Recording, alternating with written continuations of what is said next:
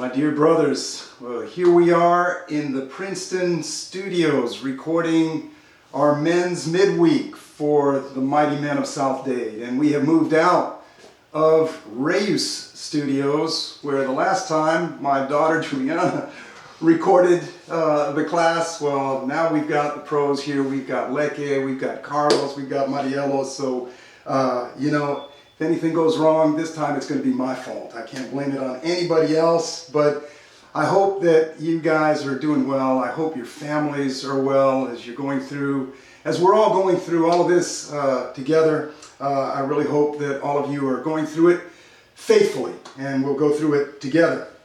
Well, as I mentioned, this is for our midweek this week, and as you guys know, we're trying to record something every week so that we can have something hopefully to feed and encourage our brothers.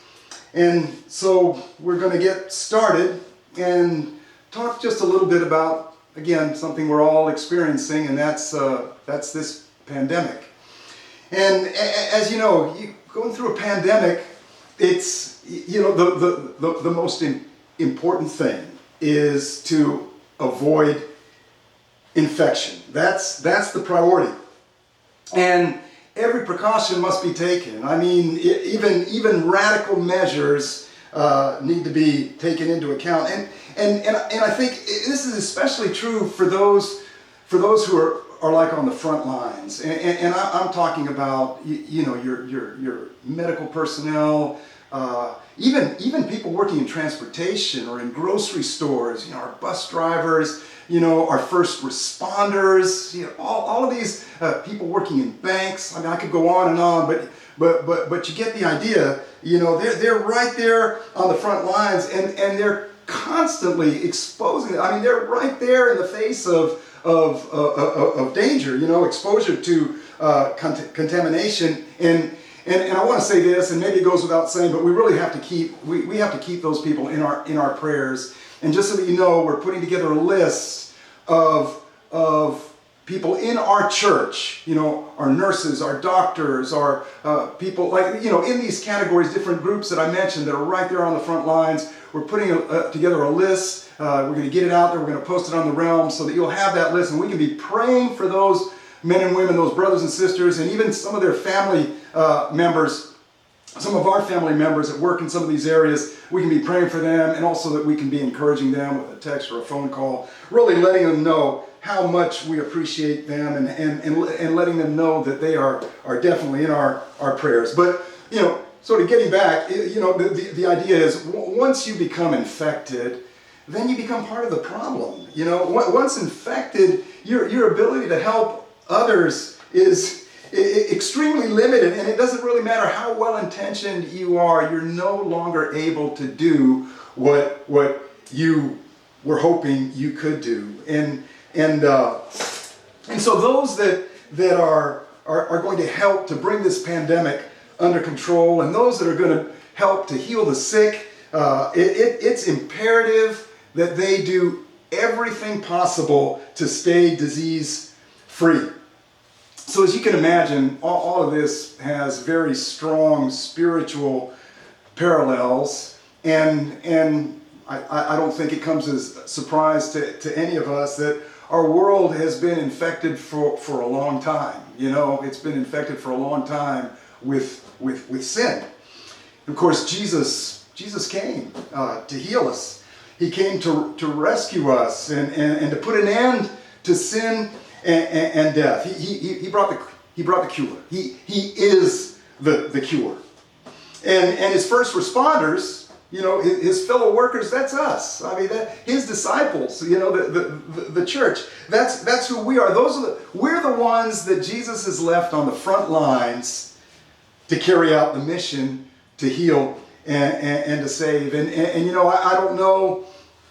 I don't know that we think about ourselves in that context as often as we should, or with the seriousness that we should. And I think I do believe, and I think you do too, that although harm is associated with this pandemic, I do believe God wants good to result from it. And I hope that one of the good things that comes from us experiencing this together is that our convictions will grow as to who we are and what we are called to do as far as being on the front lines in this mission to heal and save. So today, our theme for this class is keep your distance.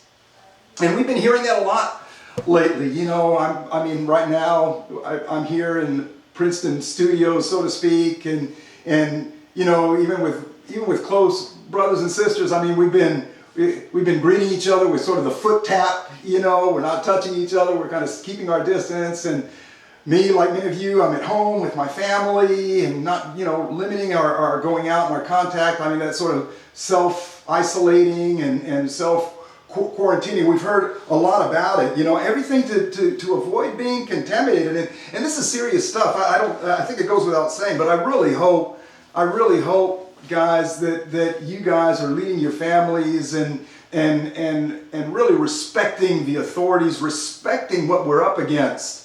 And following the guidelines so that you and your loved ones will not be contaminated.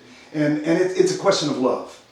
You know, it's more than just doing what we're told to do. It's a question of loving others, you know, and caring for them and taking care of them. So this whole idea of keeping your distance and keeping away and isolating oneself and all that to stay sort of disease free and not be contaminated.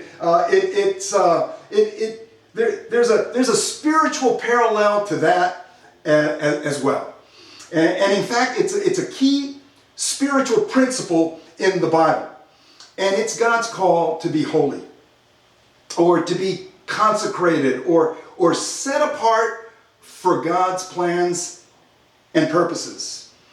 And I think people, when they read the Bible, especially people that are new to the Bible, this whole idea of holiness and being pure and not being defiled or not being contaminated, you know, it can be a little bit confusing, or even a little bit troubling. You know, this idea of being righteous and being different and being distinct, and it seems so extreme, I think, for some, so radical, not to mention difficult. You know, I mean, it's sort of like who can even live like that, or who would even want to live like that? Some people think, and if you're a parent, and many of us are, you know, your children, as they've got a little bit older, maybe in middle school or in high school, and they begin to look around, you know, the world around them, they ask those questions. They come to us, you know, Mom, Dad, you know, why do we have to be so different? Why can't we do this? Why can't I watch that? Why can't I, you know, why don't we go here? And I would only say that, you know, this, again, speaking of the times and circumstances, these are also tremendous opportunities, brothers, to lead your family and to sit down and have some talks. I mean, what we're going through now can actually help our children understand some of the spiritual principles and spiritual parallels that maybe they've not been able to get, but putting them in the context of pandemic, they will be able to perhaps understand these things more clearly. But the truth is that even as Christian adults, you know, many of us have struggled with this kind of thing in our own hearts. So we're going to try to understand this concept a little bit more in this class, a little bit more the concept of being holy, or being set apart for God. And I want to begin with what I think is sort of a good, accurate summary of what we're going to discover as we go through our class today. So here we go. So here's the summary.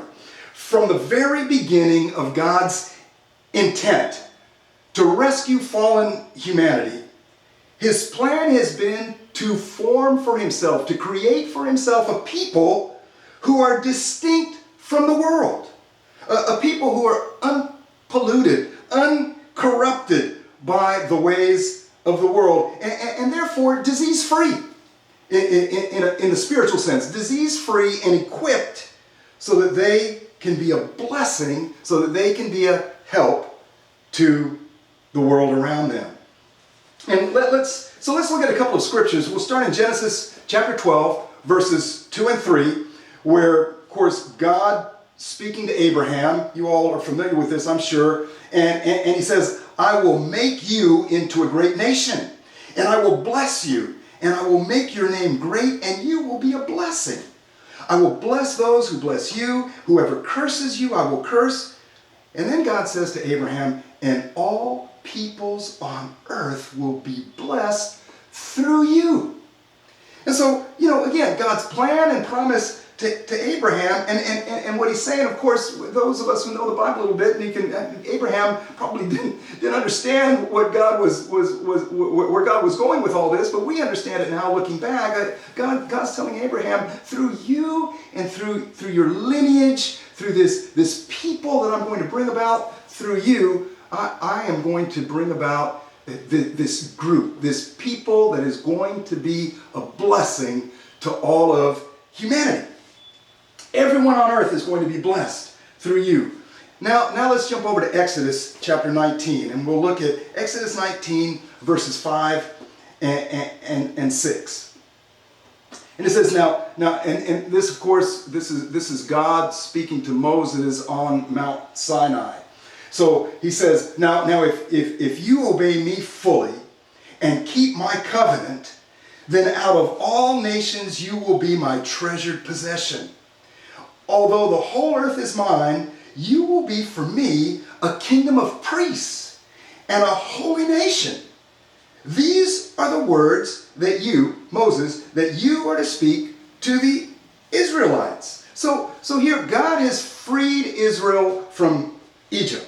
And now here on Mount Sinai, God is speaking to Moses, and he's telling them, he's revealing to Moses what his vision is for Israel.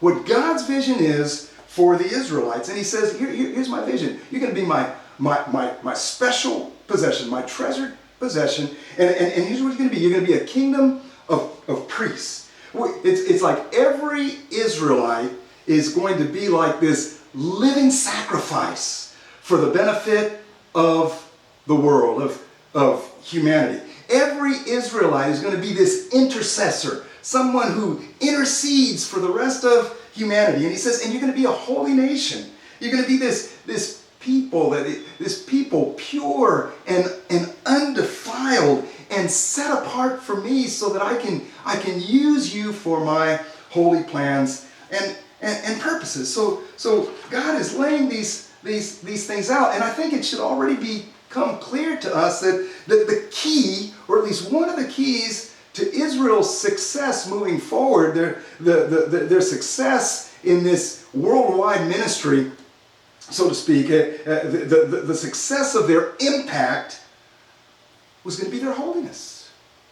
It was going to be the fact that they were going to be distinct and different and undefiled and pure. They were going to be this holy people. And this becomes this idea of holiness, or being set apart, sort of keeping your distance, all that contamination around you, not being defiled by that. This becomes one of the major themes in the Bible. There's a whole book. Leviticus is practically dedicated to this theme of being holy.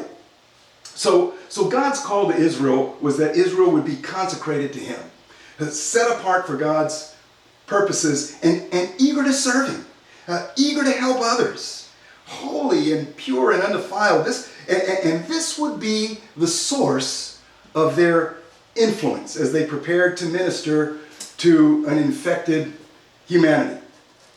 But of course, as we know, tragically, Israel never really reached its potential.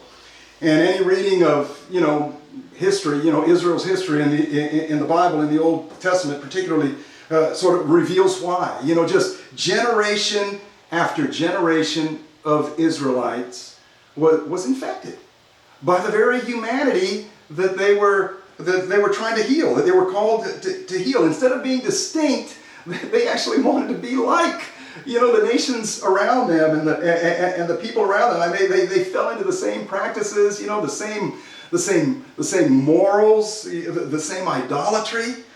And so Israel ended up, generation after generation, losing their distinctiveness, losing their holiness, and so losing their way, and of course losing their impact. And there's a really powerful and sober illustration of this in the book of Genesis.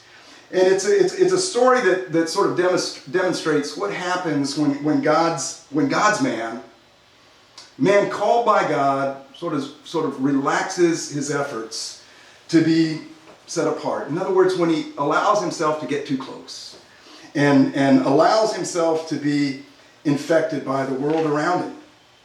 And of course, this is the story of Lot.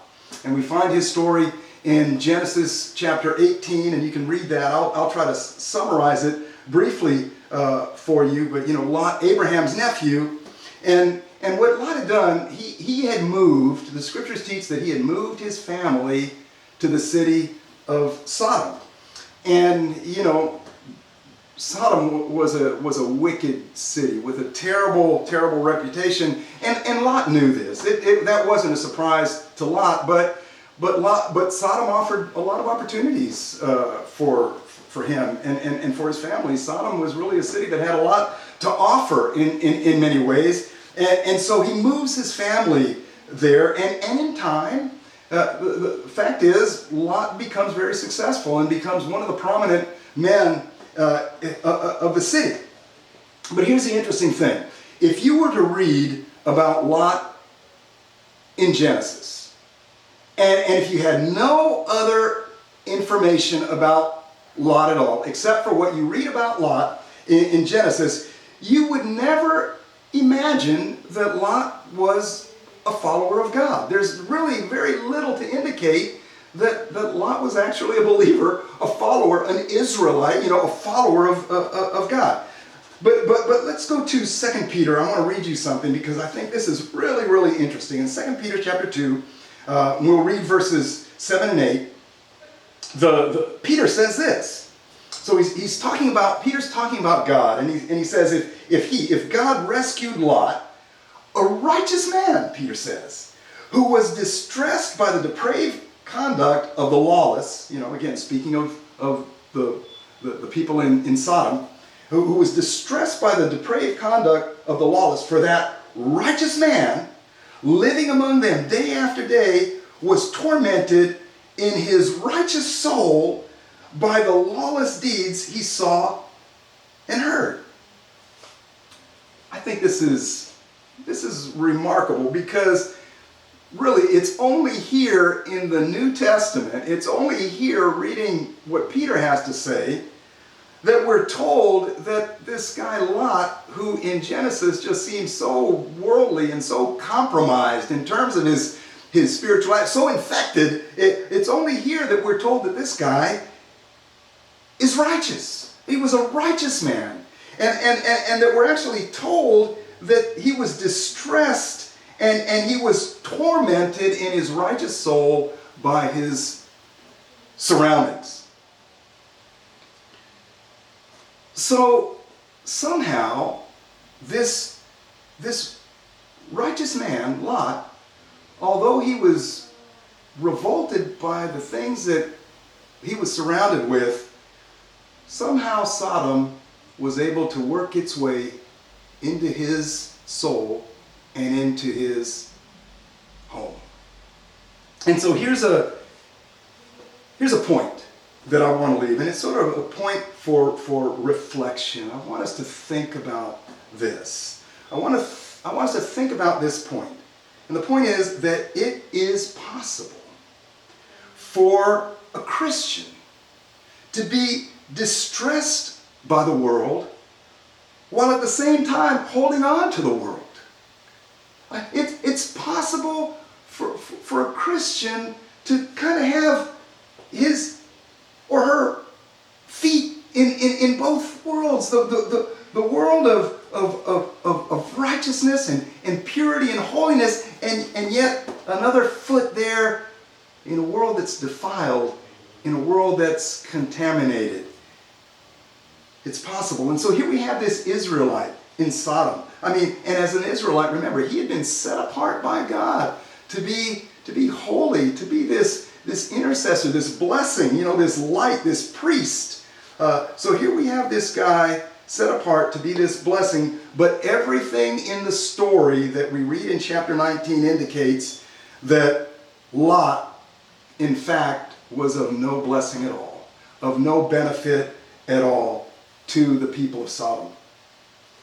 So even though he had lived there for years, and even though he had become prominent, and a man that sat there in the city gates, the Bible tells us, and even though he would have had every opportunity year after year, day after day, to somehow influence the people around him, Lot had no impact. And you ask, well, how do you know that?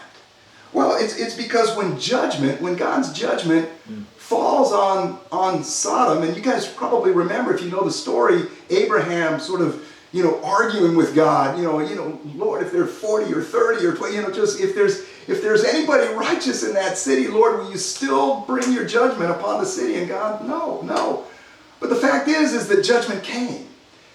And if judgment came, which it did, what that means is there wasn't one righteous person to be found. No, not one could be found when judgment fell on Sodom. Think about it. No acquaintances, no friends, no neighbors, not even any of his servants or people that worked for him or worked with him.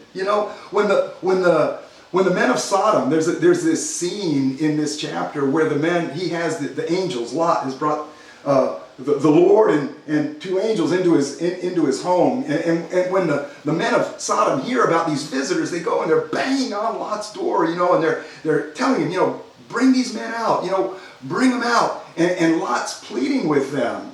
In fact, he even offers his daughter instead of them, which that's another story, but it just kind of tells you how far he'd gone from his godliness and his convictions. But when they're banging on the doors of his house and Lot is pleading with them, they ignore him completely. More than that, they mock him. What you see there is you see a man who had not won any respect from those around him. They did not respect him as a man of God, nor his God whatsoever.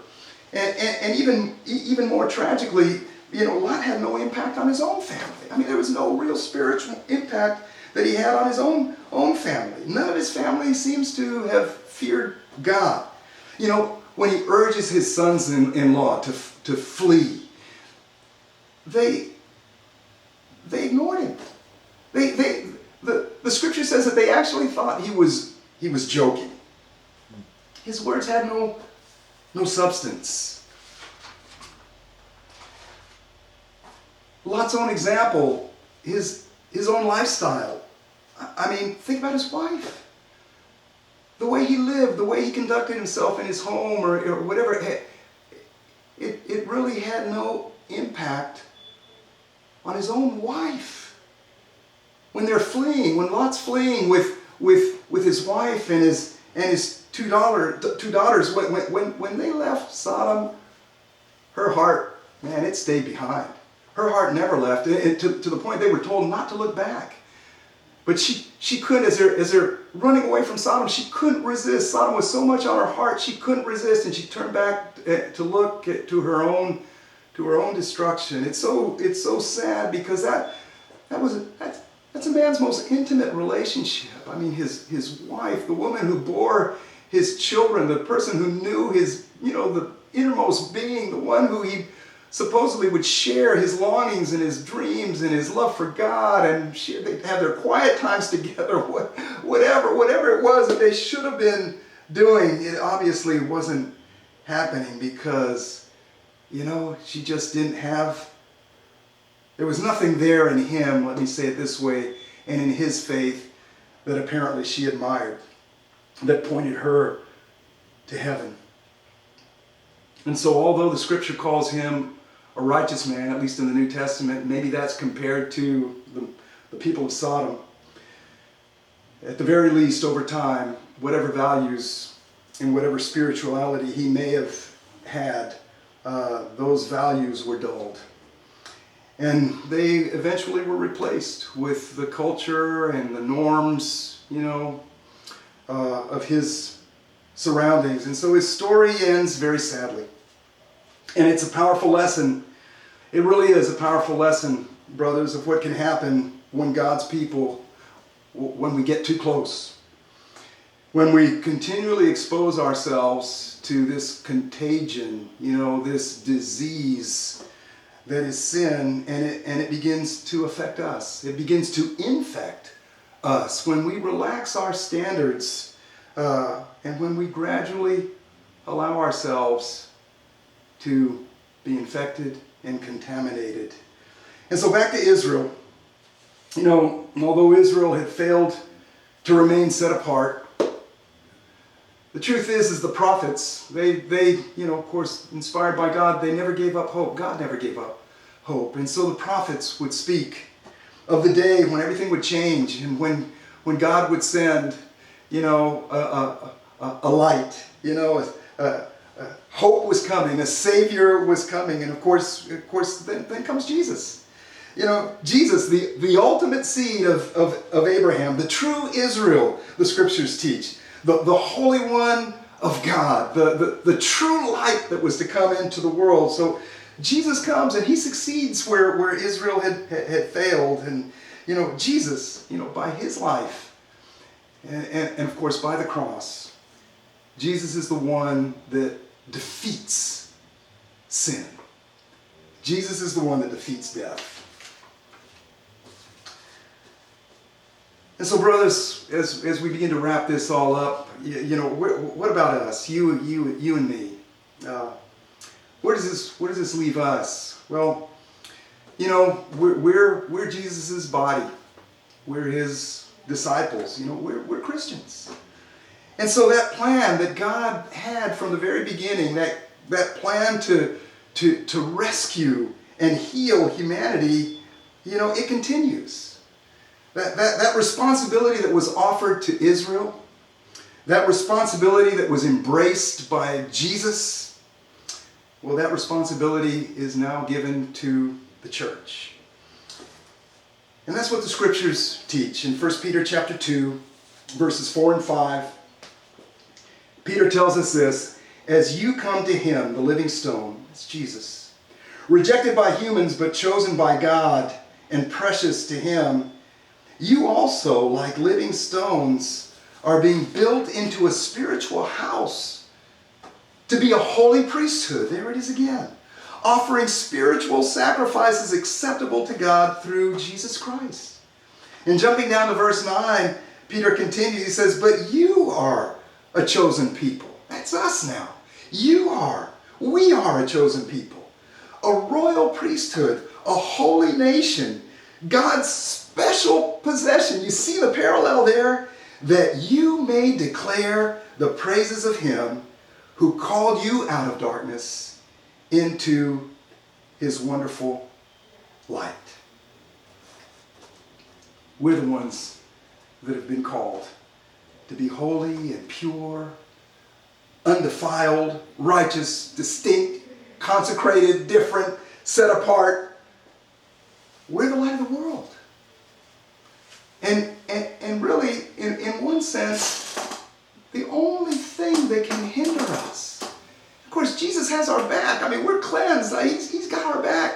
But the only thing that can hinder us from God using us to carry out this mission, to rescue and heal and save from this infection that's just swept over all of humanity for thousands and thousands of years, is if we allow ourselves to become infected again as well. So here's a truth. This is a truth that I want us to think about. The impact, I'm talking about the mission now. The impact that you and I will have, that you and I can have, will be directly proportional to the degree that you and I, distance ourselves, isolate ourselves, insulate ourselves from the infection that is sin. This isn't a matter of being better than others. This is a matter of, by being holy, being useful to God. And you can study 2 Timothy 2, verses 18 through 21 to even understand that a little bit more. This is a matter of keeping ourselves healthy and whole spiritually so that we can help those who are sick and broken. It's like Jesus said, this is learning how to be in the world, but not of the world. Brothers, we're the first responders now. We're the ones God has left on the front lines. We're the ones that are out there with the sick, leading them toward the great physician, serving as Jesus' hands and Jesus' feet to rescue humanity from a terrible disease. So I beg you, as I do myself, let's make every effort to keep our distance. Every effort to be set apart, to be consecrated and holy. You know, these are different times. They're challenging times. But there are also times when we can accomplish, by the grace of God and the power of God, we can accomplish a lot of good. There are times when we can enjoy some extra special time with God, with our family. There are times when people potentially can be a lot more open to talking about God. Potentially times that are offering up many more opportunities. But there are also times where there's going to be extra temptation. Extra temptation to be idle. You've probably heard the old saying, idleness is the devil's workshop, and there's truth to that. Somebody came up with that for a reason. And so we need to be careful not to let our guard down. We need to be careful. You've got sin of laziness. You've got impurity. We're online a lot now. A lot of us are working online. You've got to be careful. Selfishness, it's right there. Gluttony, drunkenness, frustration, irritability. We're in close quarters. It can lead to anger and outbursts. You guys get what I'm talking about. So God's appeal to all of us is please don't sacrifice your holiness. And in doing so, sacrifice your impact. Ephesians chapter 6, it tells us that the armor of God, it talks about the armor of God. That's our hazmat suit right there. That big yellow suit, that whole thing, the hazmat suit. That's Ephesians 6. That's what we've got to put on, brothers. We've got to put it on every day. And it's more important than ever. And we've got to keep it on all through the day. And then we have to trust God.